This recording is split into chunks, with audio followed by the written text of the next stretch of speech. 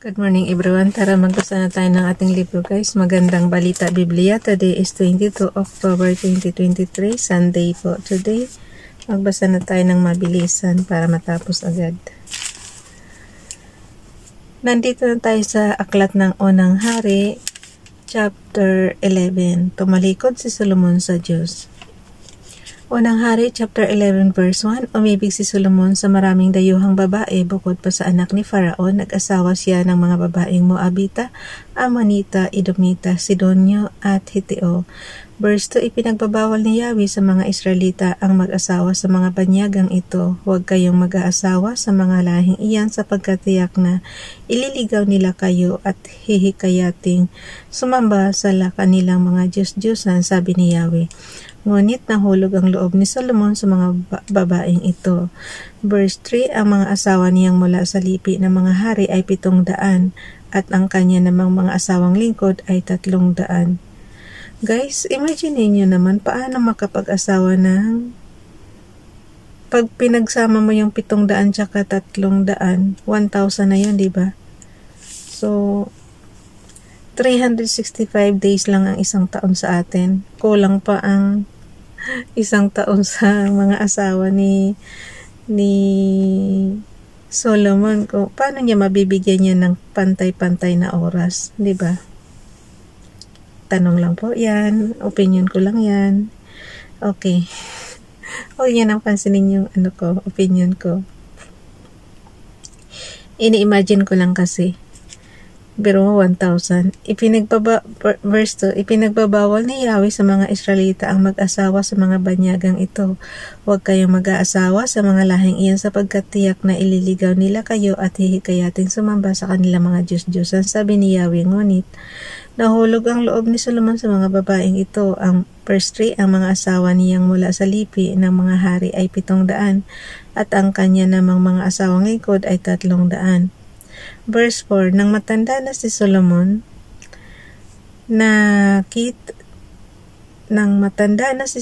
nahikayat siya ng mga ito na sumamba sa kanilang mga Diyos-Diyosan. Hindi siya nanatiling tapat kay Yahweh. Hindi niya sinundan ang halimbawa ni David na kanyang ama. Verse 5, sumamba si Solomon kay Astarte, ang diyosa ng mga Sidonio, at kay Milcom, ang karumal-dumal na Diyos ng mga Amonita. Verse 6, gumawa nga ng kasamaan si Solomon laban kay Yahweh at hindi niya sinundan ang halimbawa ng kanyang amang si David na buong katapatang naglingkod kay Yahweh.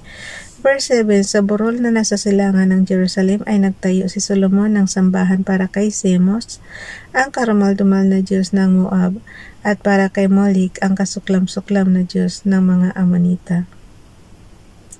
Verse 8, ipinagpagawa niya ng kanya-kanyang mga altar ang mga Diyos-Diyosan ng lahat niyang mga asawang dayuhan, at ang mga ito ay nagsunog doon ng insenso at naghain ng mga handog.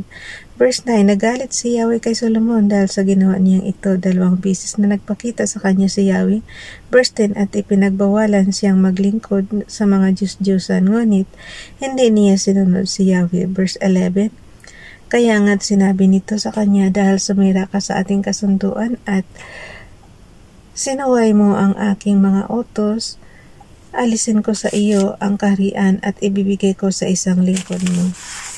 Guys, magbasa rin kayo para makita nyo kung ano yung binabasa natin. Ulitin ko yung Unang Hari, chapter 11, verse 9. Nagalit si Yahweh kay Solomon dahil sa ginawa niyang ito. 2 beses nagpakita sa kanya si Yahweh. Verse 10, at ipinagbabawalan siyang maglingkod sa mga Diyos-Diyosan, ngunit hindi niya sinunod si Yahweh. Verse 11, kaya nga't sinabi nito sa kanya, dahil sumira ka sa ating kasunduan at sinuway mo ang aking mga utos, aalisin ko sa iyo ang kaharian na ibibigay ko sa isang lingkod mo. Verse 12, ngunit alang-alang kay David na iyong ama, hindi ko gagawin ito sa panahon ng paghahari mo, kundi sa panahon ng paghahari ng iyong anak. Verse 13, isang lipi lamang ang ititira ko sa kanya, alang-alang kay David na aking lingkod, at alang-alang sa Jerusalem ang lungsod na aking pinili. Ang mga kaaway ni Solomon. Unang Hari, chapter 11, verse 14, ipinahintulot ni Yahweh na magkaroon ng kaaway si Solomon ang Edomitang si Hadad buhat sa lipi ng mga hari ng Edom. Verse 15, nang masakop ni David ang Edom, pumunta roon si Joab, ang pinuno ng kanyang hukbo upang ipalibing ang mga nasawi sa labanan. Verse 16, 6 na buwan siyang nanatili sa Edom kasama ang buong hukbo ng Israel at hindi sila umalis hanggat hindi nila napapatay lahat ang mga lalaki roon. Verse 17, subalit si Hadad na bata pa noon ay nakatakas patungo sa Ehipto sa tulong ng ilang Edomitang tauhan ng kanyang ama. Verse 18, buhat sa Midian, nagtungo sila sa Paran at do'y nakakuha sila ng ilan pang mga lalaki na isinama nila sa Ehipto. Tinanggap siya ng Paraon, ang hari ng Ehipto, binigyan ng bahay, lupa at lahat ng kailangan. Verse 19, napamahal si Hadad sa Paraon at napangasawa niya ang hipag nito, ang kapatid na babae ni Rina Taphnes. Verse 20, nagkaanak sila ng isang lalaki na tinawag nilang Ginubat. Nang ito'y maaring ihiwalay sa ina, ito kinuha ng Rina at pinalaki sa palasyo kasama ng mga anak ng Faraon. Verse 21, nang mabalitaan ni Hadad na patay na si David at pati na rin si Joab, ang pinuno ng hukbo ng Israel, nagpaalam siya sa Paraon, ipinahintulot po ninyong umuwi ako sa aming bayan, wika niya. Verse 22, kinukulang ka pa ba rito ng anuman at gusto mo nang umuwi sa inyo? Tanong ng Paraon. Hindi po naman, sagot ni Hadad, ngunit ipahintulot po ninyo makauwi muna ako sa amin. Verse 23, may isa pang kaaway na ginamit si Yahweh laban kay Solomon, si Rezon na anak ni Eliada. Tumakas siya sa kanyang amo si Hadadezer na hari ng Zuba. Verse 24, nagtipon siya ng mga tauhan at naging pinuno ng isang pangkat ng mga tulisan. Nangyari ito nung talunin ni David si Hadadezer na at pinatay ang mga kakampi nitong taga-Syria. Si Rezon at ang pangkat niya ay nanirahan sa Damasco at do'y ginawa siyang hari ng Syria ng kanyang mga tauhan.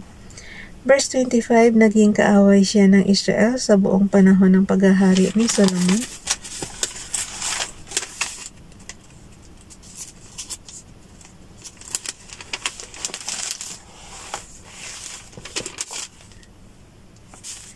Okay, ulitin ko yung verse 25. Naging kaaway siya ng Israel sa buong panahon ng paghahari ni Solomon. Ang pag-aaklas ni Jeroboam.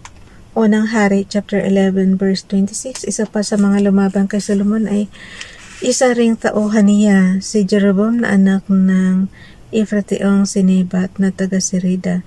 Ang ina niya ay si Zeruah na isang biyuda. Verse 27, ito ang kasaysayan ng kanyang paghihimagsik laban sa hari. Ipinagagawa ni Solomon ang muog ng Milo at pinatatakpan ang mga butas sa pader ng lungsod ng Jerusalem. Verse 28, si Jeroboam ay isang lalaking may kakayahan, kaya't nang makita ito ni Solomon, inilagay itong tagapamahala ng lahat ng gawaing bayan sa lupain ng angkan ni Jose. Verse 29, isang araw lumabas ng Jerusalem si Jeroboam at nasa lubong niya si Ahias, ang propetang taga-Shiloh. Ito'y nag-isa at bago ang dalang balabal. Verse 30, walang ano-ano, inalis ni Ahias ang kanyang balabal at pinagpunit-punit sa 12 piraso. Verse 31, sabi niya sa kay Jeroboam, kunin mo ang 10 piraso sapagkat ganito ang pinapasabi ni Yahweh, ang Diyos ng Israel. Hatiin ko ang kaharian ni Solomon at ibibigay ko sa iyo ang 10 lipi. Verse 32, matitira sa kanya 1 lipi alang-alang kay David na aking lingkod at alang-alang sa Jerusalem, ang lungsod na aking pinili mula sa lahat ng lipi ng Israel. Verse 33, ginawa ko ito sapagkat tinalikuran niya ako at naglingkod siya kay Asarte, ang Diyos ng mga Sidonyo, kay Semos, ang Diyos ng Edom, at kay Molik, ang Diyos ng mga Amonita. Hindi siya namuhay ng ayon sa kalooban ko, hindi niya ginawa ang gusto ko, at hindi niya sinunod ang aking mga utos at tuntunin, hindi nga niya sinundan ang halimbawa ni David. Verse 34, ngunit hindi ko alisin sa kanya ang kaharian habang siya nabubuhay, pananatilihin ko siyang hari alang-alang kay David, ang aking lingkod na tumupad sa ng aking mga utos. Verse 35, Ngunit kukunin ko ang malaking bahagi ng kaharian mula sa kanyang anak at ang 10 lipi ay ibibigay ko sa iyo. Verse 36, isang lipi lamang ang ititira ko sa kanyang anak, sa gayon ang lingkod kong si David ay lagi magkakaroon ng isang apo na maghahari sa Jerusalem, ang lungsod na pinili ko upang do'y sambahin ako. Verse 37, ikaw nga ang maghahari sa Israel at ilagay ko sa ilalim ng iyong pamamahala ang lahat ng lupang magugustuhan mo.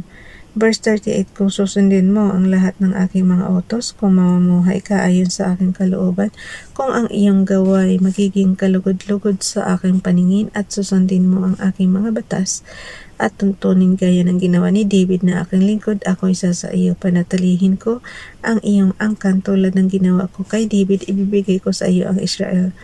Verse 39, at paparusahan ko ang mga anak at apo ni David ayon sa nararapat sa kanila, gayon man, ito'y hindi panghabang panahon. Verse 40, dahil dito sinikap ni Solomon na ipapatay si Jeroboam, ngunit ito'y nakatakas at nagpunta sa Shishak, hari ng Ehipto. Nanatili siya hanggang sa pagkamatay ni Solomon. Wakas ng paghahari ni Solomon. Unang aklat ng nandito pa rin tayo sa unang aklat ng hari, chapter 11. Nandito na tayo sa verse 41. Ang iba pang kasaysayan ni Solomon, ang kanyang mga ginawa at mga karunungan ay pawang nakasulat sa aklat na mga gawa ni Solomon. Verse 42, naghari siya sa buong Israel sa loob ng 40 taon. Verse 43, nang siya'y mamatay, inilibing ang kanyang bangkay sa lungsod ni David na kanyang ama. Humalili sa kanya ang anak niyang si Rehoboam. Bukas na itong naghimagsik ang mga lipi sa hilaga. Bye everyone. God bless.